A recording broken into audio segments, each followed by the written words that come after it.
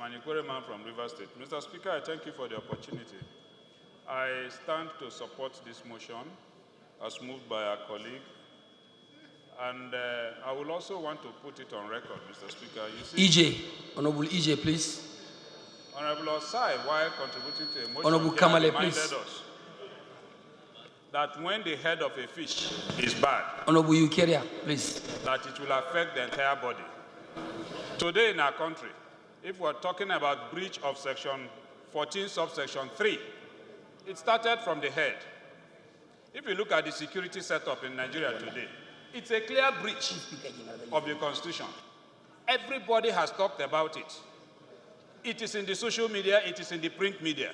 Nigerians have complained and criticized. In fact, people have even litigated over it. What do you have?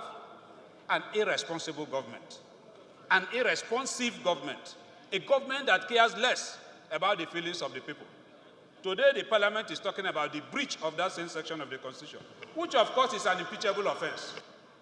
I have not seen anywhere, let anybody cite an example, anywhere in the world where the entire security apparatus in a Security Council meeting, you have 99% from the same section of the country. And the provision of the Constitution is so clear. If that is taking place and nobody is saying anything, why would heads of agencies and other parastatals of government not be impunious? They will follow suit.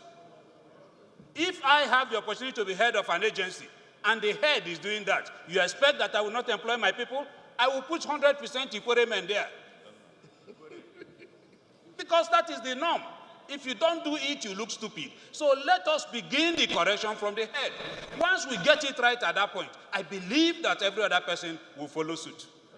But as long as that remains, it is difficult for us to start from the bottom to correct it. So let's get to the root of it. Let us begin to rule this country and govern in line with our laws.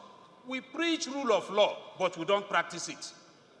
So, my dear colleagues, while supporting this motion, but let us look at the root of the problem and we begin to root it out. Let the chief executive, the manager of the company called Nigeria, let him begin to comply with section 14, subsection 3 of our Constitution. Once that is done, of course, we always talk about body language. Every other head of agency will see the body language of Mr. President and follow suit. But as long as that is not done, it is difficult, almost impossible, for us to correct the other heads of MDAs. I therefore support this motion and urge us to take this issue, which is a constitutional breach, very seriously, because that is the essence of our being elected to represent our people, and that is why we are seated here as members of these green chambers. Thank you, my dear colleagues.